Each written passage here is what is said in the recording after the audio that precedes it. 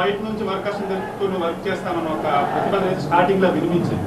ఇంత టైట్ అయిపోయినప్పుడు నెక్స్ట్ వాళ్ళు కార్యాచరణ మారే అవకాశం ఉంది కదా సార్, మీరు ఎలా సార్? ఒకటి మన అగ్రిమెంట్లోనే ఉంటుంది, మన దగ్గర లేనప్పుడు బయట నుంచి కార్మికులు తెచ్చుకోవచ్చని. మరి అటువంటి తెచ్చుకునే అవకాశం ఉంటే వారు తెచ్చుకుంటారా లేదని నాకు తెలియదు. మేమైతే మాత్రం సంఘటితంగా ఉంటాం. ఏ ఒక్కరు కూడా విధులకు హాజరు కారు. మాకు న్యాయం జరిగేంత వరకు మ్యాక్సిమం 50% వారు వచ్చారని భావిస్తున్నాం. ఇంకా 50% కూడా చర్చలు జరిగితే ఈజీగా అయిపోతుందని భావిస్తున్నాం.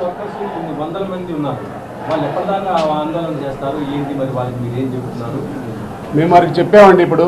ఎందుకంటే ఆ 4 సూత్రాలు ఏమన్నాయో మరి ఒప్పుకోవాలా ఒప్పుకోవద్దా ఒక మాట వాళ్ళు అందరిని అడగడం జరిగింది. వారు ఎటువంటి పక్షంలో ఒప్పుకునే పని లేదన్నారు.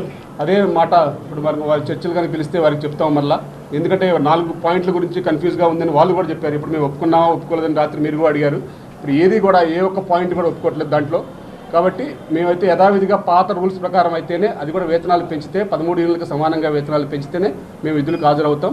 ఆ పర్సంటేజ్ విధానంలో కనుక మేము 30% అన్నమాట వాస్తవం.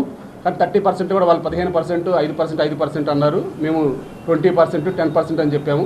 ఆ మధ్యలో వాళ్ళు కనుక పిలిచి ఒక న్యాయబద్ధంగా కనుక మాకు చెప్తే మాత్రం వెంటనే మేము షూటింగ్ రావడానికి కూడా సిద్ధంగా ఉన్నాం.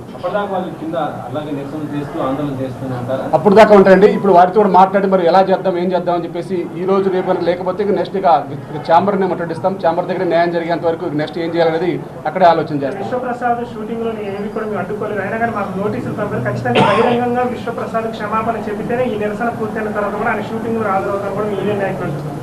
అది తప్పనిసరిగా అండి. మా యూనియన్ నాయకులని కాదు, ప్రతి ఒక్కరికి కూడా భావన ఉంది.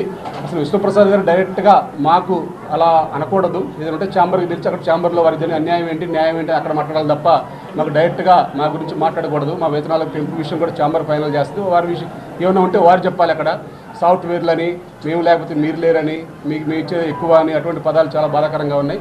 ఏదన్నా సరే మేము ఛాంబర్కి వారి గురించి మేము ఛాంబర్లో చెప్పాము. ఆ ఛాంబర్ నిర్ణయం కట్టుబడి ఉంటాం. ఛాంబర్ మిమ్మల్ని మళ్ళీ చర్చలకి పిలవడం జరిగిందా, లేకపోతే వాళ్ళ ఛాంబర్ నుంచి ఎవరైనా మీతో మాట్లాడడం జరిగిందా? మాకు ఛాంబర్ నుంచి మాట్లాడటం జరిగిందండి. ఒకటే చెప్పారు, దామోదర్ ప్రసాద్ గారు కానీ భరత్ గారు కానీ ఉన్నారు. మేము ఇప్పుడు కూడా అడిగాము మరి ఏదైనా ఉందా, మరి మేము ఇప్పుడు వెళ్తున్నాం, అందరూ కార్మికులు నిరసన తెలియజేస్తున్నారు ఫెడరేషన్ మీద, మా కంట్రోల్ కూడా తప్పిపోతుంది, మరి ఏం చేయాలని చెప్పేసి వారిని అడగడం జరిగింది. మరి వారు కూడా మేము మాట్లాడతాము. మరి మాకైతే ఇంతవరకు ఏం చెప్పలేదు. మాకు నిర్మాతలు మీటింగ్ పెట్టుకోలేదు, మేము చెప్తామని చెప్పారు.